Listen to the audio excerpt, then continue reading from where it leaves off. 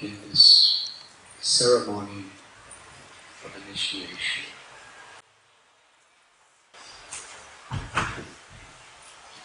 Srila Prabhupada taught us a very ancient tradition of beginning any ceremonies where there is committing oneself to holy vows with a particular verse in the scripture. Om apavitra pavitro va sarvabhasam kuto bihari yasmade pundarikaksham sabhayabhyantara suchi. This verse not only encapsulates the purpose of initiation, but the very purpose of the human form of life. Whether one is pure or impure, or even having passed through all various situations which come upon us in life, one who remembers the beautiful, lotus-eyed, Supreme Personality of Godhead becomes purified within and without. The name of Krishna is Pavitra, which means the all-pure. It is a law of nature that what we associate with, we become influenced by that. Srila Prabhupada gave the example, if you put an iron rod in fire, it becomes red and hot like fire. And if you touch it, you get the same experience. If you put that same iron rod in ice, over time it becomes frigid as ice. Who we associate with, what we associate with, is very much what will determine our consciousness, our aspirations, and our complete state of life. Krishna descends into this world again and again, especially to give us the opportunity to become purified by associating with Him. Yada yada hi dharmasya gvanir bhavati bharata abhyutanam dharmasya tadatmanam srijamya. Krishna tells us in the Gita that He comes again and again and again to reestablish the principles of religion, to annihilate the demoniac, and to give pleasure and protection to the place. But Srila Prabhupada explains He could do that through so many other ways, because the Absolute Truth is inconceivable potencies and is all powerful. But the Lord personally comes to this world especially to perform beautiful pastimes and teach us lessons that we could remember. And in remembering and following, we become purified. Kali Kale Namarupe Krishna Avatar. In this age of Kali, Krishna especially incarnates in the sound of His name. Lord Chaitanya prayed, Nam Namakari Pahuta Nicha Sarvashaktis. That the Lord is none different than the name of the Lord. The Lord's beauty, His sweetness, the Lord's pastimes, abode, are all accessible to us in Nam, in the name. Golokera Premadana Harinam Sankirtan. That this Hare Krishna mantra which is the male and female aspects of the Supreme Truth, Radha and Krishna, has descended from the highest platform of the spiritual world, Goloka, just to give everyone and anyone the opportunity to associate with the Lord and become purified. There is no more powerful purifier in all existence in God's name. And anyone, anywhere, at any time, can access that purification, the presence of the Lord, by chanting. Therefore the Lord said, Param Vijayate Sri Krishna Sankirtana. That the Sankirtan, the holy name of the Lord, is the prime benediction for all humanity. It is simple, and it is so natural.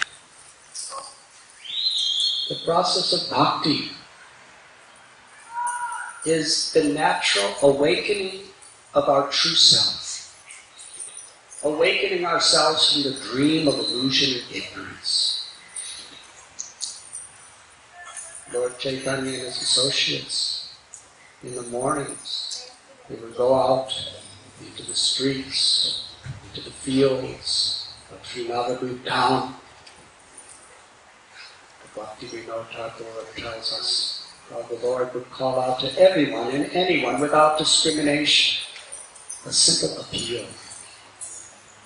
Jeev jago, Gaura Chandra bole, Kota Nidra Jayo Maya Tisa Chira Kota. Wake up, sleeping souls. You are sleeping in the lap of the witch of Maya. Spending your lives working all day, sleeping or trying to enjoy your senses, the day and the night, and time is passing very rapidly.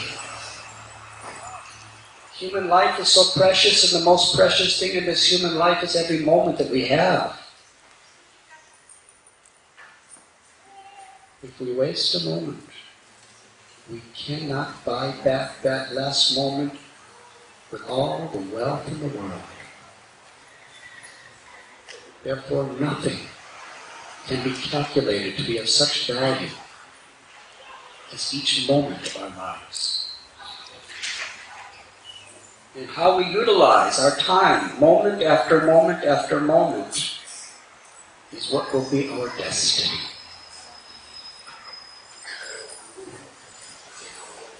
Stop wasting your time, as Lord Chaitanya would cry out to the people of Navadvip and to the people of the world. Just wake up. Sing the beautiful names of Mukunda, Murari, Hari, Govinda. Chant this great Maha Mantra. Hare Krishna, Krishna Krishna, Hare Hare, Hare Ram, Ram Hare Hare. And awaken that treasure of happiness, of love that is within us. Anandam Purivaradanam Pratipadam Putam Redasvasanam. The Lord taught us that the happiness we are all seeking can be realized, directly experienced when we awaken the internal nature of within us through the chanting of the holy names.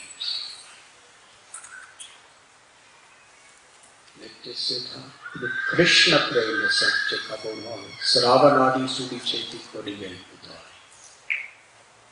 But this love for Krishna is in the heart of everyone. Simply associating with those who are devoted to the Lord and chanting the Lord's name, that love is awakened.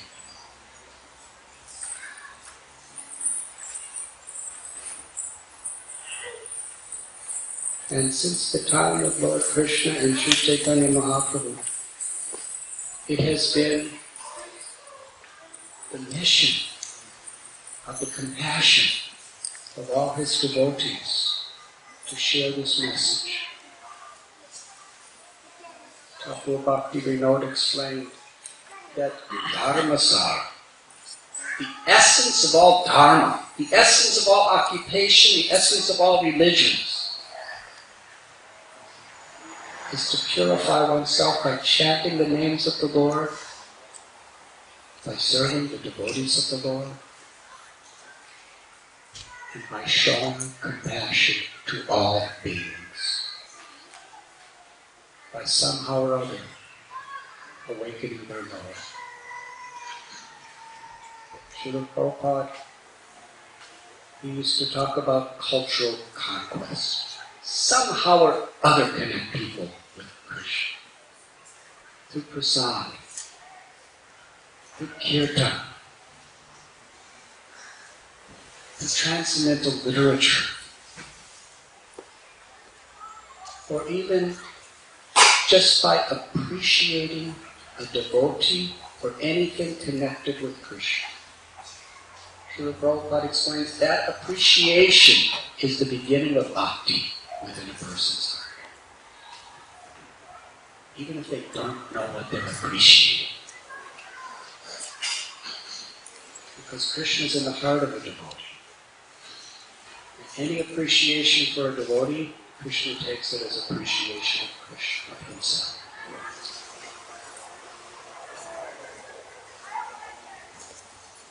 Today is a very auspicious day for this initiation. It is Ekadasi, which is sometimes called the day which is the mother of devotion for those who observe it. Mother because it nourishes us with so many opportunities for spiritual progress. And also today is the appearance day of His Holiness Lokanath Swami Maharaj. He is the spiritual master of many of the devotees here at the temple, including His Grace Tukaram Prabhu.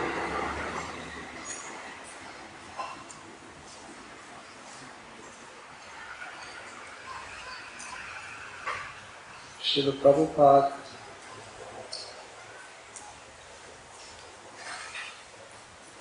when he was doing his first large-scale program in India at a park called Cross Maidan in Mumbai. First time the Hare Krishna movement ever really did something in a large scale in the country of India. And actually, by far, it was the largest event in the history of our society worldwide. Over 20,000 people came the first night to hear Prabhupada speak. Some people told me it was 30,000. I couldn't count, because everyone was sitting on the floor. It was just an absolutely beautiful sight. Especially from where I was, way in the back. The back corner. I was looking out at all of these people. It was like an ocean. In the very front there was a stage. And there was the devotees doing kirtan. They were playing drums, and dancing, and singing. And then Srila Prabhupada entered the stage. He walked like a Swami. He was so refulgent. He looked so majestic yet so humble as one seeing God. And he turned to everyone with folded arms and with prayer. I was so far away, I couldn't see the details. I could just see from a distance. He was honoring, respecting, and offering his compassion to everyone in that audience. He sat in his seat. He called over one of his devotees and told him something. And that devotee came all the way down to the audience and walked right up to me and said, Prabhupada wants you to sit near him. So I asked, how does Prabhupada know me? And he did not answer my question. He just grabbed my hand and pulled me. And our dear God brother, Judy, he was there at that time, right? Prabhupada blessed me by allowing me to sit next to you. He blessed me by having you sit next to me. He brought me all the way through the crowds and all the way up to the stage and all the way brought me right before Srila Prabhupada as 30,000 people were watching. I was used to living alone in caves in Himalayas. I was really addicted to seclusion. I didn't like anyone to look at me. I would get nervous even if insects looked at me. I was very shy. Prabhupada told me to sit next to me. He welcomed me. It was loud. There was no talking because everything was church. It was welcome. He invited me to sit down. And interestingly, years later, I found out that on that same day, His Holiness Lokanath Swami Maharaj, he was from a small village in Maharashtra. I believe he was going to college in Bombay. On that day, he came to the same program, and at the same time, he first met Srila Prabhupada and the devotees.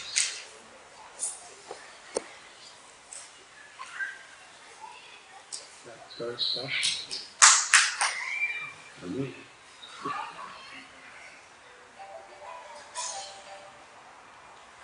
That we were both there at the same time.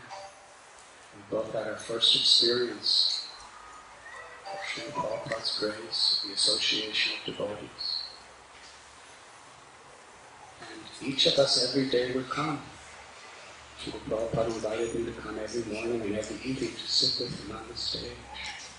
And Lokanath Goswami Maharaj, or Swami Maharaj, was also coming every day.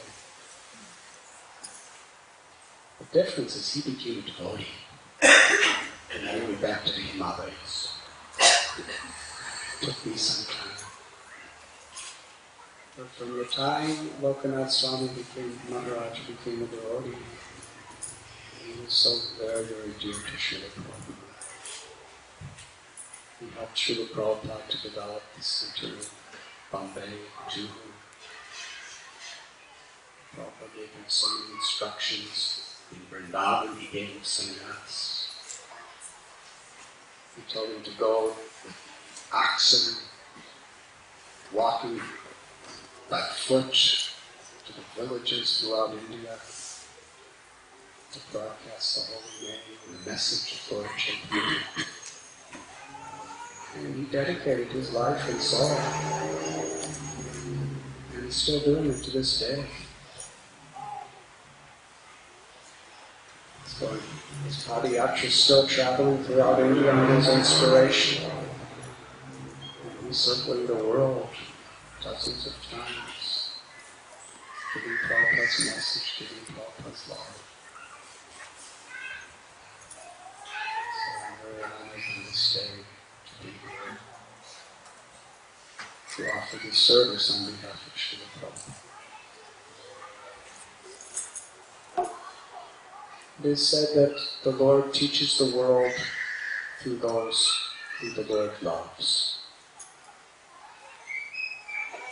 Anything we want to understand about anything, we can actually get the essential spirit of it by studying the lives of great saints. What does it mean to take initiation? Krishna tells us in the Bhagavad Gita, Tad-vidi pranipatina pariprashlena sevam upadeshanti te jnanam jnanamaskarpadash. If one wants to know the truth, one should approach a spiritual master. Inquire submissively and render service. Self-realized soul can impart knowledge because the self-realized soul is seeing the truth. The importance is throughout our history. First, when Ram would get wood to make fire, to keep his guru warm, he would massage his Supreme Lord, would massage his devotee in the form of the guru, he would massage his feet, his legs, he would bring him water, he would go out and get herbs and fruits.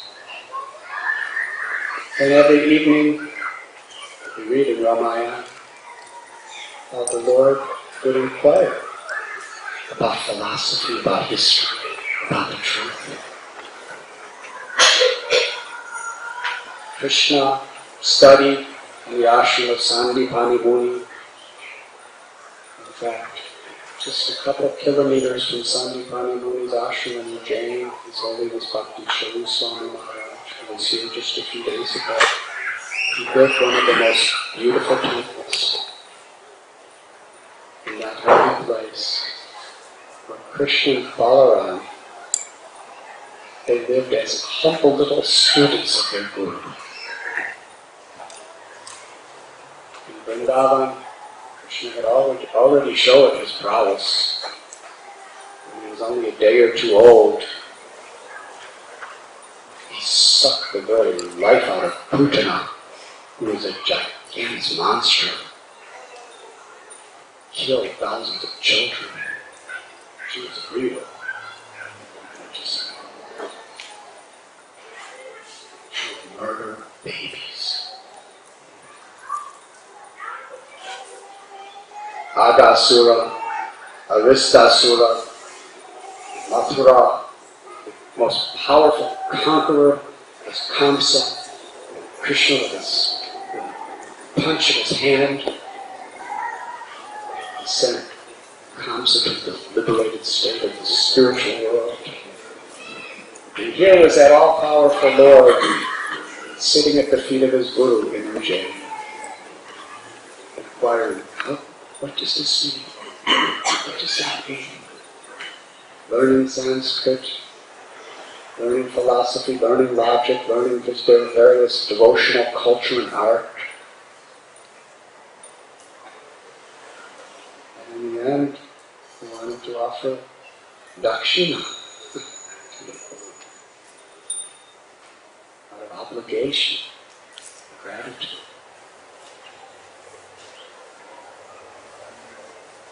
And Sri Chaitanya Mahaprabhu, he was the greatest scholar that the world has ever seen. He defeated the Digvijay Keshava Kashmiri.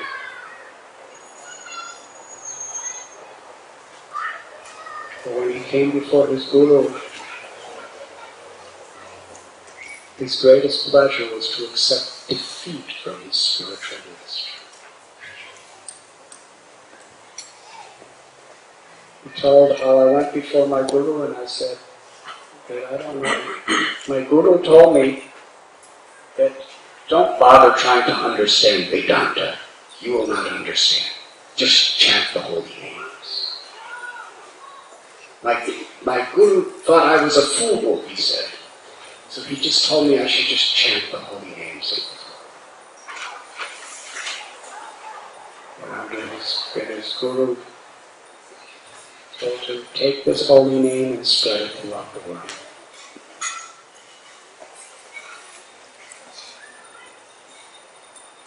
One of Lord Chaitanya's most intimate associates, just a generation later,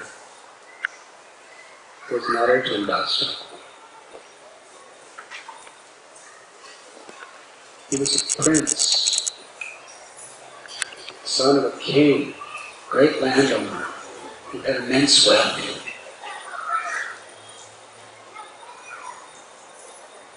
When he left home, he went to Vrindavan. Lord Chaitanya personally appeared to him and told him, if you want to find me, you should accept Lokanath Goswami as your guru. But Lokanath Goswami was old. He was feeling so much separation from Lord Chaitanya, who had left the world, and Lord Nityananda, and Rupa Goswami, and Sanatana Goswami. He told Narottam, I've never accepted a disciple, and I have no plan ever to accept a disciple. Narottam Das Thakur said, I've accepted you as my guru. He said, it cannot be.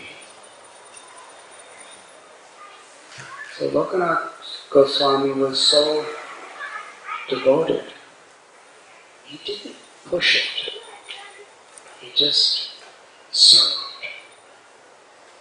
But his guru didn't accept any service from him. He didn't like anybody serving him. So what to do?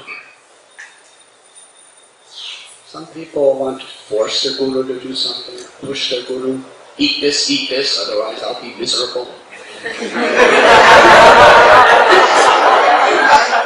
the guru eats it, and he's miserable. And the disciple's very happy. But Narottam Das Thakur was not like that. He didn't want to embarrass his guru, he didn't want to intrude on his guru, he just wanted to serve. What service can you do to somebody who doesn't have anything and doesn't accept any service?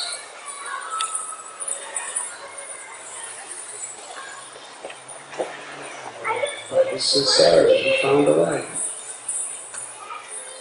Every morning, very early when it was still dark, Lokanath Goswami would go to bathe in the Yamuna River from his little bhajan kutir in Vrindavan.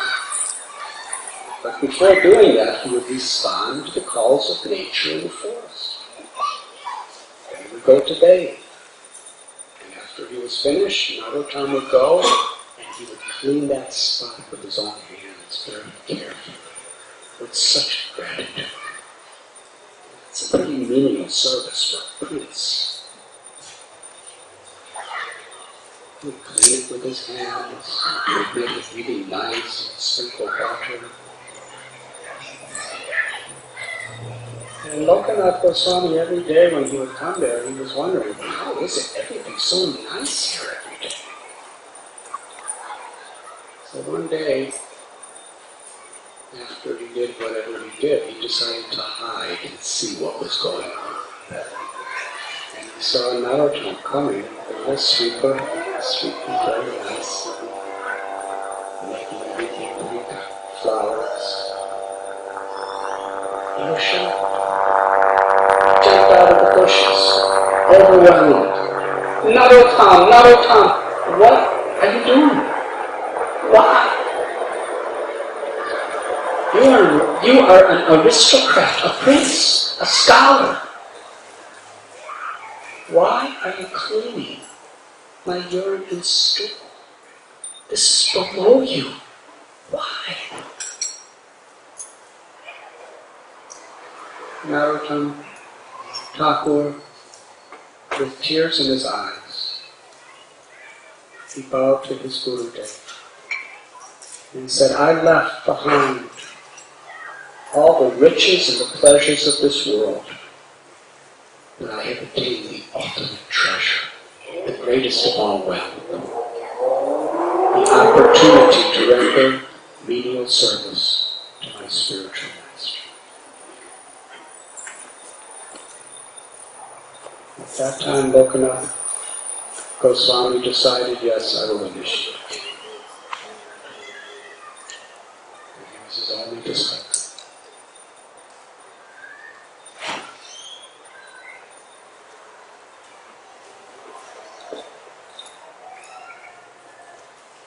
The principle of this story is the great treasure of the opportunity to serve Krishna through serving Krishna's beloved devotees.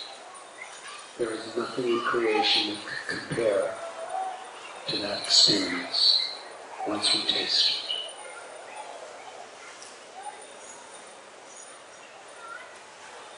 Bhaktisiddhanta Saraswati Thakur, he was called by anybody who knew him the living encyclopedia, because he knew everything about everything. He had such a command of philosophy and knowledge and experience and realization. And he accepted it as his guru, Srila Gaura Kishore Das Babaji Maharaj, who was relatively illiterate. He really didn't know much about reading and writing. And Gaura Kishore Das Babaji Maharaj would say to Bhaktisiddhanta, I can't initiate you. You are the greatest scholar, and I hardly know reading and writing. And Srila Bhaktisiddhanta Saraswati Thakur, he prayed, just let me serve you and hear from you. Because you have realized the truth. You have understood the essence. You love Krishna. And Krishna has empowered you. And our beloved spiritual master, His Divine Grace, A.C. Bhaktivedanta Swami Prabhupada. In 1922, he first met Srila Bhaktisiddhanta Saraswati Thakur on a rooftop in Calcutta. The address was 1 Ultadonga Junction Road.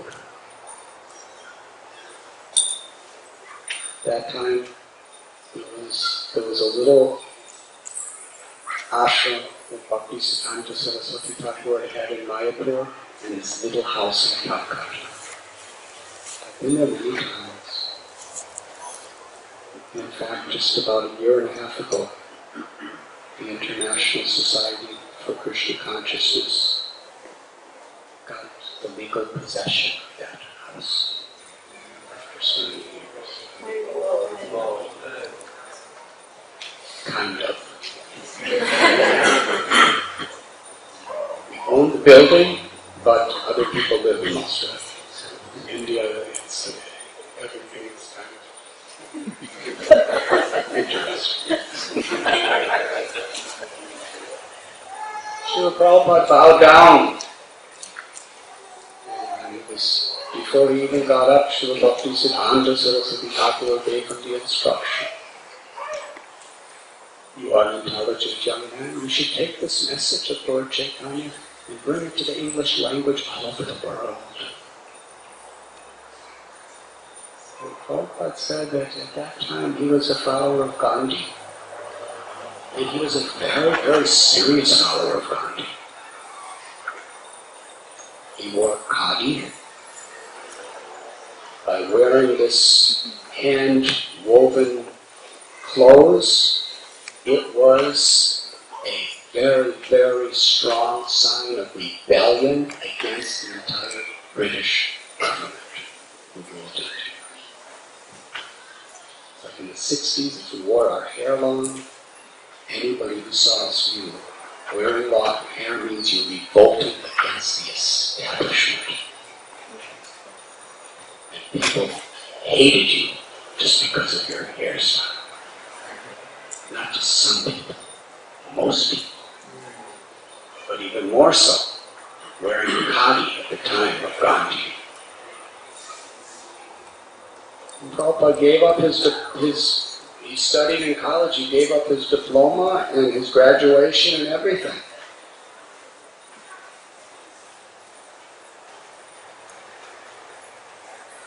So he asked Bhaktisiddhanta Saraswati, how is it? We are a dependent nation. First we should stand behind Gandhi and get independence, and then people will take our message serious. Srila Bhaktisiddhanta Saraswati Thakur said, no. Who's in charge of what government, who's ruling party? These things are always changing in this world. There's only one eternal truth. And we are all coming from Krishna. We are all eternal servants of Krishna. We are all eternal spirit souls. There's only one problem, a lack of understanding the nature of the soul in Krishna. And there's only one solution to the problem, and that is becoming Krishna conscious. Srila Prabhupada, so many years later, would so happily tell us that I am very happy to tell you that I was defeated by my Lord. And he never forgot that instruction. about 40 years later, when he was 69 years old, he boarded the Javaduta in Calcutta to carry out that instruction, bringing the message of Lord Chaitanya all to the world.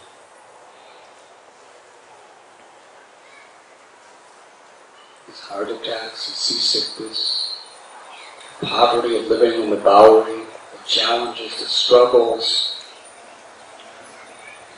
Nobody wanted to help him in India because nobody thought it was possible.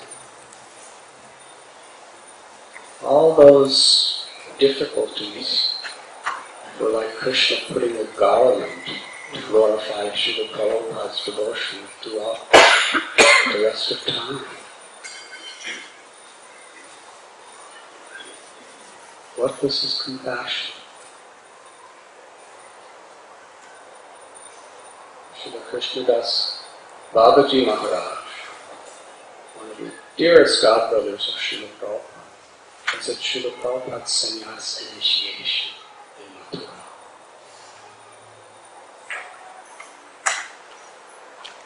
And he said that as the priest was chanting mantras, Krishnadas Babaji Maharaj was chanting Mahamantra Kirtan with his mridanga. And if any of you have ever heard his tapes or seen him, he was very enthusiastic and very spontaneous. I lived with him for some months, and I didn't even know he knew English. He knew English great, but he never spoke. It was months till I found out. The only thing he would say whenever he saw you, anybody he'd see, he would just light up like the sun. His eyes would get big and shine with tears. And he would exclaim, "Hey, Krishna!" Any of you ever meet Krishnadas Babaji? See him. Hey, Krishna! I remember he would sing all day in the temple, playing mridanga, just singing very simple beats. Do do do, hey, do do do, hey.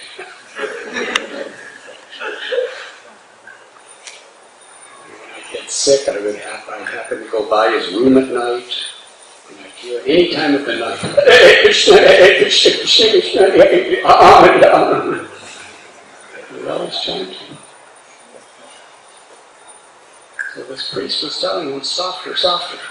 And he would get softer. The priest would do the mantras.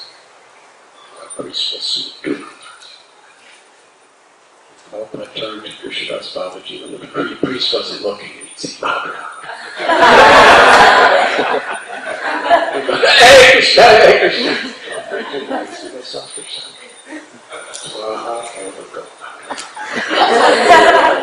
And years later, Krishnadas Babaji Maharaj said, "I knew then that he would be the Acharya who would spread the holy names throughout the world because he had complete faith in the holy name of Krishna." What was Prabhupada's faith? In the order of his Guru and in the name of Krishna. He was willing to take a risk.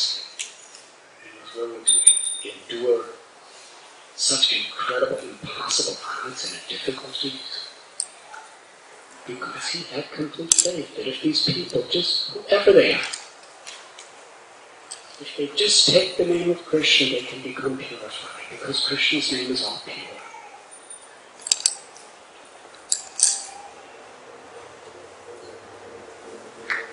Lord Chaitanya gave Haridas Thakur and Nityananda Prabhu a simple instruction.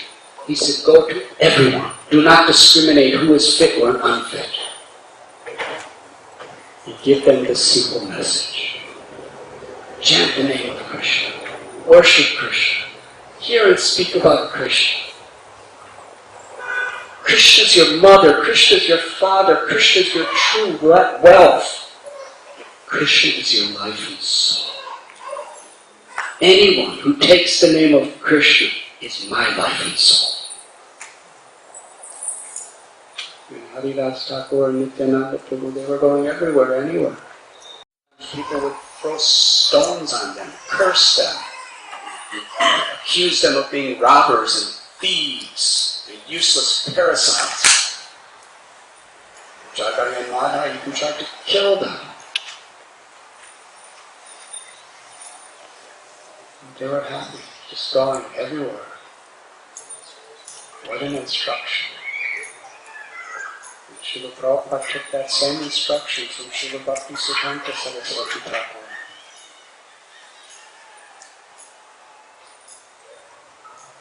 And gave it to so many Jagais and Madhas.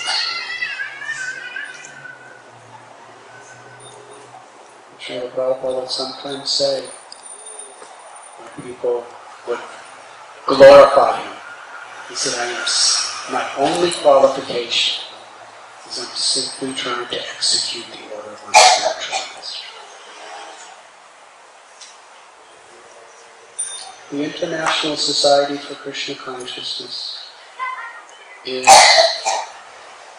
Srila Prabhupada's life's work, his offering to our great parampara.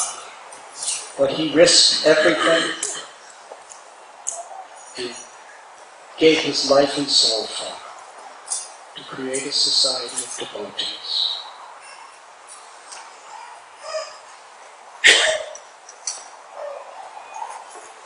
And in these days of initiation, we understand that he is our founder Acharya. And those who are serving on his behalf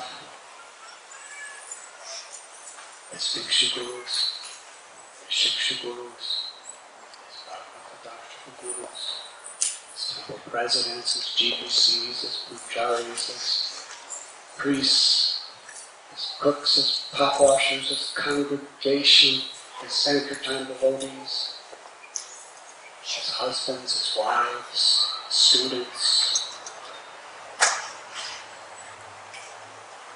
We're all meant to serve according to our position in such a way that we can fulfill Prabhupada's mission of giving the highest realms of ecstatic love for Krishna, Krishna prema to the world through this Harinam Sankirtan movement. Srila Prabhupada was here in Laguna Beach. He gave a famous talk at Balboa Park. He was in San Diego. He spent a large amount of his time in Los Angeles. The second temple he established in the world was in San Francisco, where he established the first Rathi Ashram. California is a very holy place. Just yesterday at the Sunday program in New Dwarka, after I did kirtan and gave lecture, I was sitting talking to people, and one man, he came up to me and he told me that he had met Srila Prabhupada. And I asked him, how did you meet Prabhupada? He said in 1967, there was a mantra rock dance at the Avalon Ballroom in San Francisco. And he was on stage. And Prabhupada came to the stage and walked right up to him because he thought that this person worked there. And he asked, where am I supposed to go? And so I think you're supposed to go where the seat is. And he was telling me that Prabhupada planted a seed in his heart so deep for that encounter. And he said, I met the devotees, but then I got distracted by so many things. He said, but now that seed is beginning to become like a tree, and I feel that I have to get serious, and I have to take initiation, and I have to surrender. I was in his late 60s. He was in his 20s at that time. A few days before, I was near Encendido, and I met one man, and he told me that he first met Prabhupada in Washington Square Park in 1966. And he said that then he met him again in San Francisco. And he was in the Vietnam War, as a soldier, and he was studying all kinds of things. And he said he met all these different gurus and all these different spiritual personalities and just around for the last 50 years. He said, but there's one person that is his words that has stuck in my heart, and that was Srila Prabhupada. And now, his yoga studio is a temple of Radha Krishna.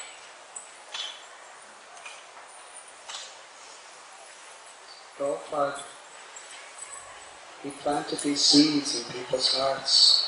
Some of them fructified immediately. Others are still bearing fruit to this day.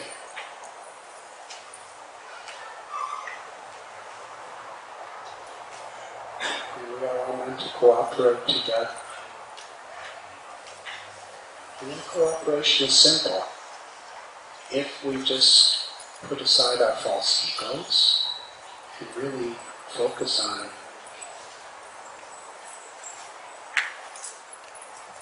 being the servant of the servant of the servant of Srila Prabhupada.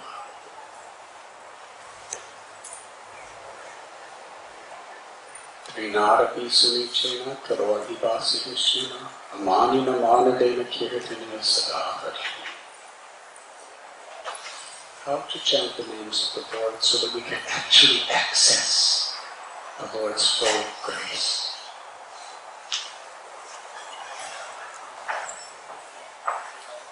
This verse is not just a supplementary detailed instruction. It is the crucial, essential message of our Sampradaya. If we want to taste the nectar of the holy name, we must please Krishna. And if we want to please Krishna, this is the name. By making our standard of success, our aspiration, to be humble like a blade of grass, tolerant and forgiving like a tree, eager to offer all respect to others, and expect none in return. In this spirit, we can chant the names of the Lord constantly.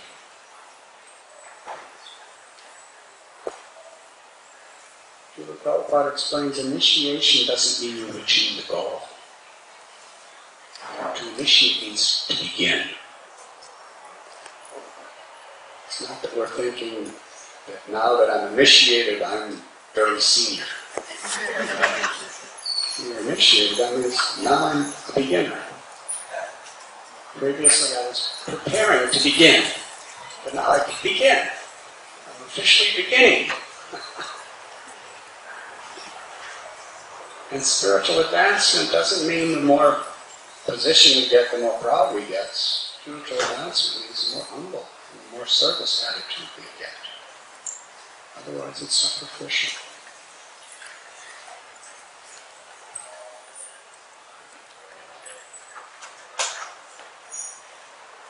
So what we expect from all of you who are getting initiated today is to truly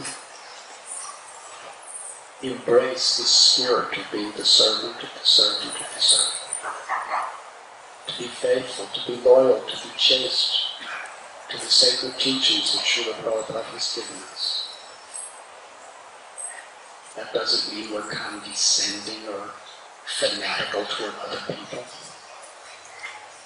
Amani and Amani Dana means we should offer respect to every living being. But we remain completely faithful to the teachings Srila Prabhupada has given us. Completely faithful to this as a servant of the servant of Srila Prabhupada in every aspect of our life. And by our example, we inspire people. We inspire the devotees, we inspire everyone.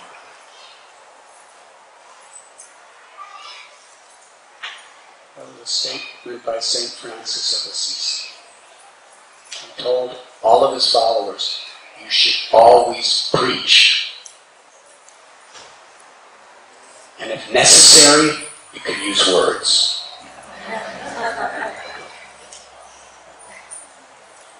What that means is we should always preach by our example. And of course, we use words a lot.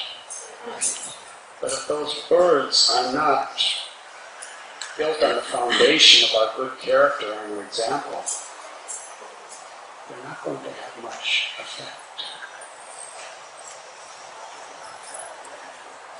So this is what we are praying to all the initiates, to really strive to live with the character and the example which we read in Srila Prabhupada's books and in the lives of the great souls, to follow in their footsteps, to be humble, to be cooperative, not to fall into the poisonous pit of the snakes of the propensity to find faults with others, to uselessly waste our life in gossip, but to utilize our precious time to glorify God and glorify the devotees and uplift the world by chanting the holy names.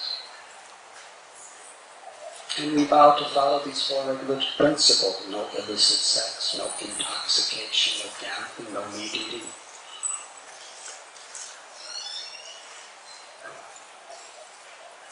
Illicit sex, no gambling, no meat eating, and no intoxication. These regulative principles in themselves bring us to the mode of goodness. Because there are animals that do some of these things. But when we come to the mode of goodness, then when we engage in devotional service, then when we chant the holy names of the Lord, we can have the maximum effect.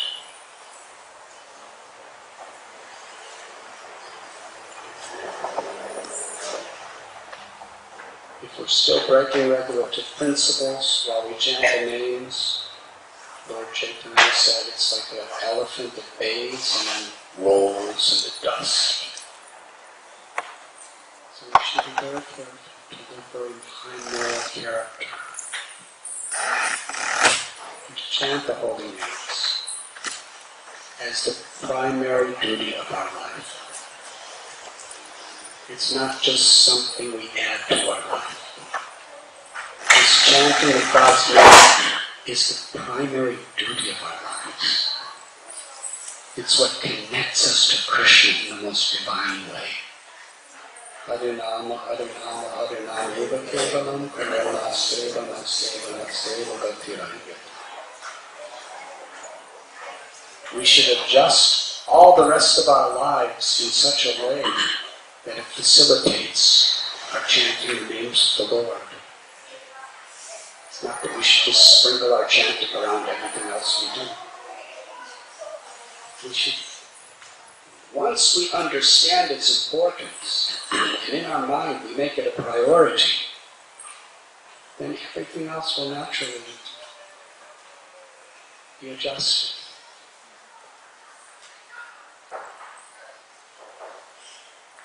Krishna will help us if we make it a priority. So this is some simple words on this very auspicious day that I'd like to share with all of you. I'm very grateful to His Grace Philosophy. for the abode of King Welcome to bless this sacred occasion. Can you bring a chair for me? I have a chair. Mons, I should bring him a chair? No, I'm okay with it. I know you're okay, but we all want you to have a chair. You can bring it up here. Yes, Mons. I'd like you to speak something.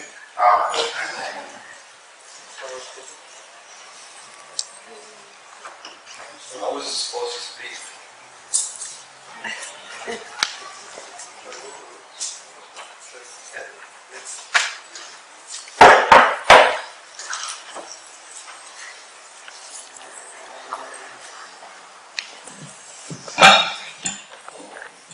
Can we all give a big round of applause?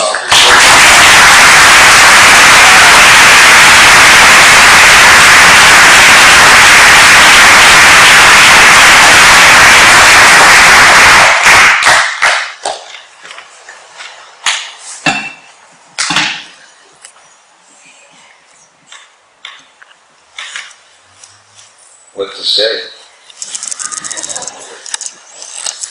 Namo Vishnu Padaya Krishna Disciple Srimati Bhaktivedanta Swami Name. Namaste Saraswati Devi Gauravani Pachane. Namaste Srimati Pastichati Sitarane. Jai Swami Radhanath Maharaj Ki Jai.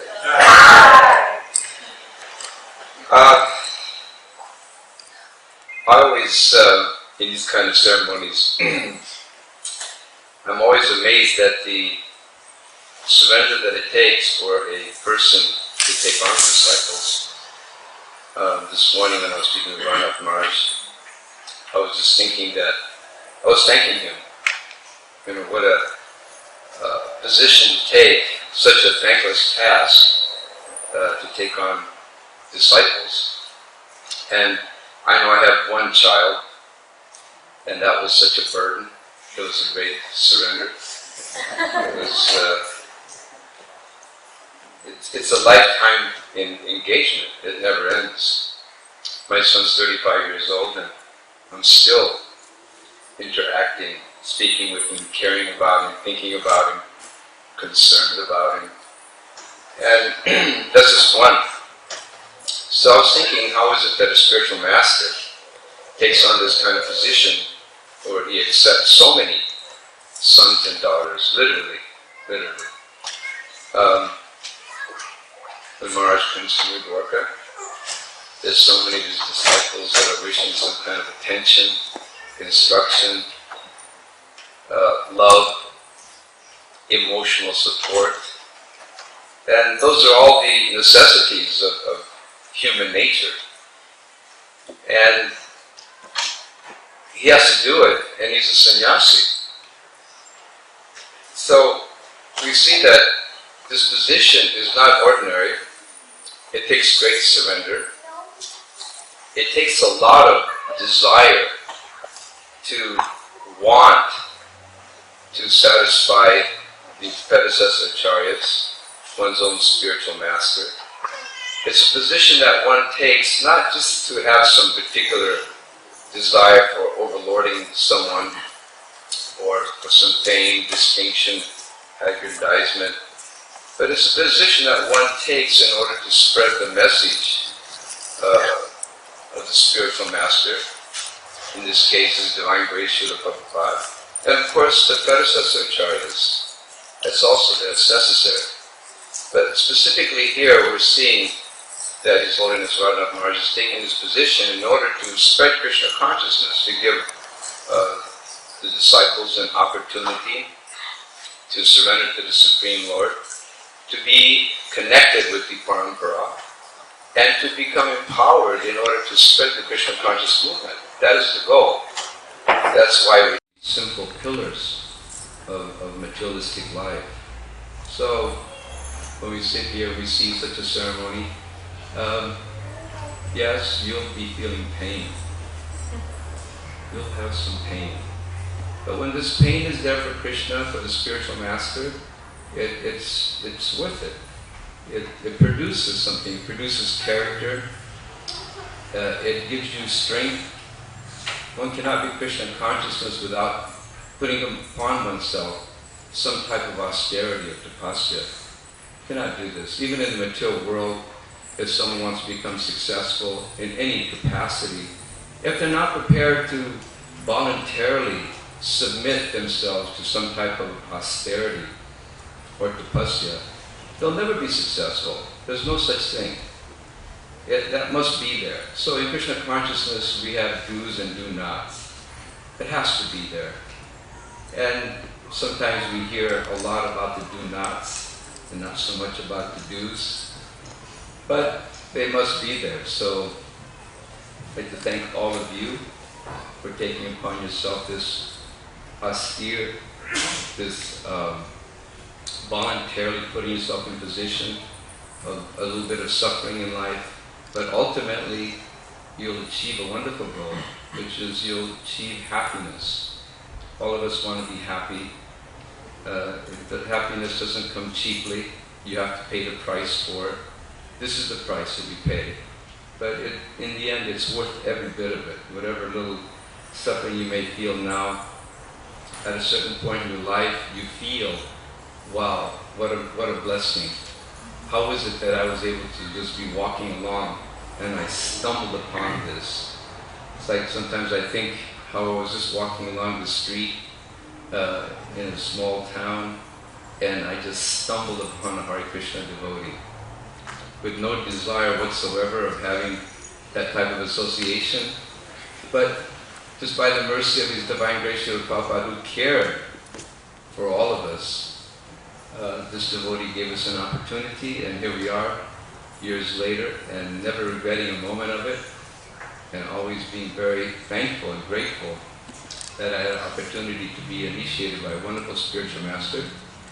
And all of you are having that opportunity this evening. Take full advantage of it, please, and help Srila Prabhupada's legacy and spread this Krishna conscious movement. Thank you.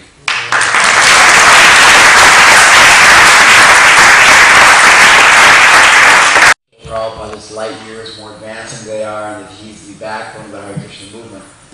I also don't want anybody to think that I'm in any way confusing my being a temple president with Swalasrama being a temple president. So that's one, there's that major line of demarcation between our two services. But I can say, from my own experience, that I felt very much like your son. I still do. Living under your able shelter in the ashram in Los Angeles. And I think that you've undergone so many hardships as a Shiksha guru, as a leader, as a friend, philosopher, and guide for so many thousands of devotees. And I know that for sure because I'm one of them. And so I wanted to thank you for taking on that burden for me. And I want to share a little story with you real quick. I had some sort of delusions of grandeur when I joined the Hare Krishna movement. I may still have them. But I was thinking that I would go out on Sankirtan every day for the rest of my life. And so I was thinking I would go out on book distribution every day, 7 days a week. And as the weeks turned into months of me going out on books, I started to get unenlivened.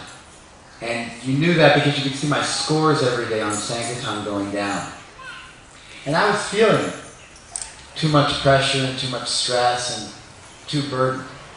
And I was actually quite depressed. I was thinking, I'll just keep going on, I'll push through, it's going to be okay, I gotta fake it till I make it, I gotta keep pushing on. Anyway, one day Slavasva came and knocked on my door in the Brahmacharya ashram, took me outside and sat me down and told me I needed to take a day off, a day or two off every week. It would be okay, that would please Krishna and Srila Prabhupada, they would increase my service, and it would give me longevity. And so I still remember that to this day. I'm so grateful. That's just one of many good experiences I had under your shelter, and I'm so grateful that you came today to preside over this ceremony as well. Thank you very much.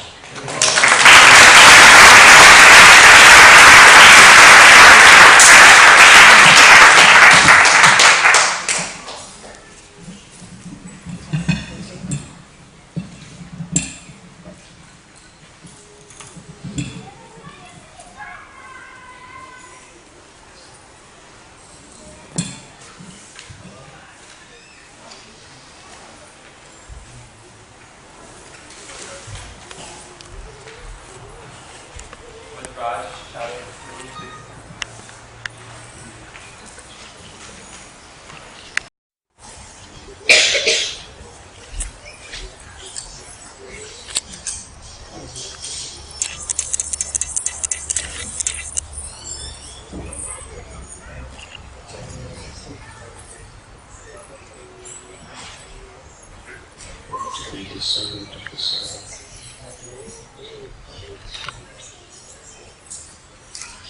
Thank you very much.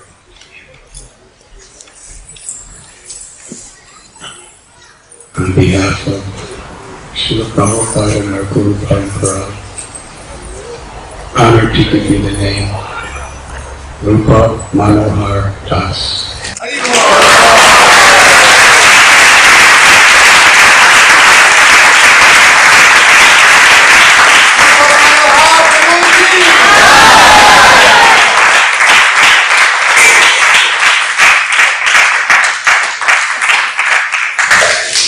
And when the Maj calls you up, you go up and you take your beads, and then after that you offer your obeisances.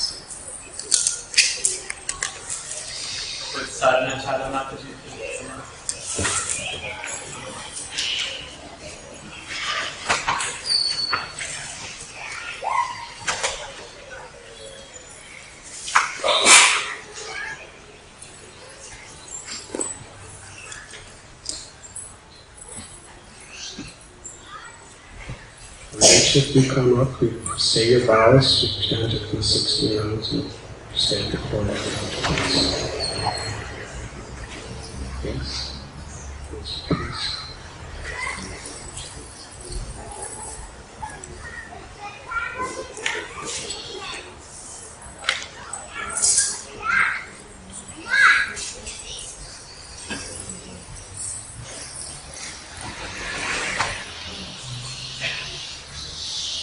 Any rounds in each week?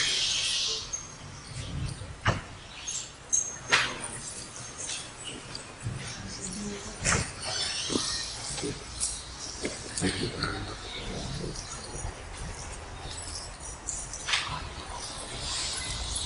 On behalf of Srila Prabhupada and our Guru Parampara, honored to offer you the name Shama Kumari Devi Dasi.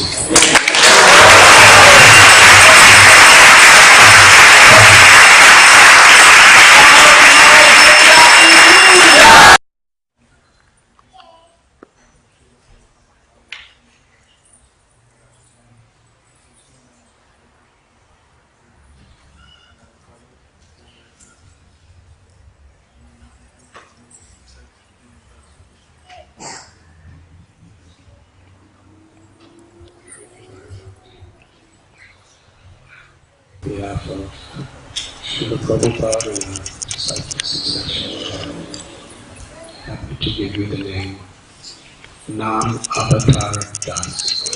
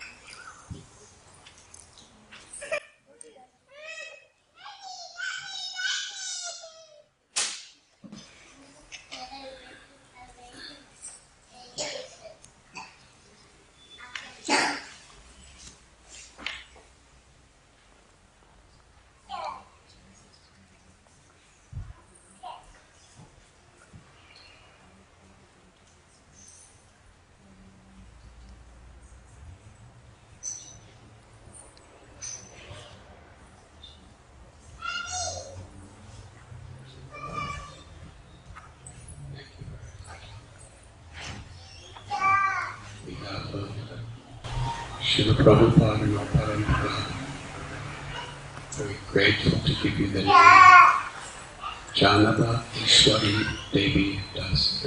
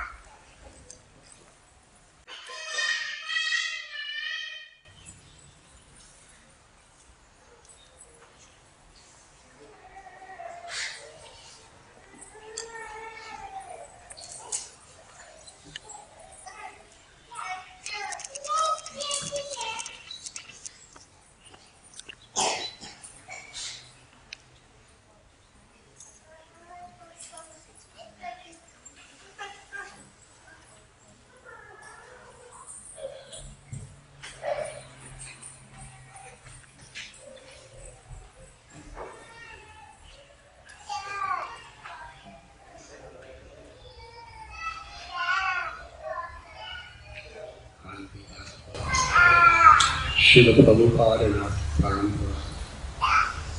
Very happy to offer you the name Sundari Gopika Devi.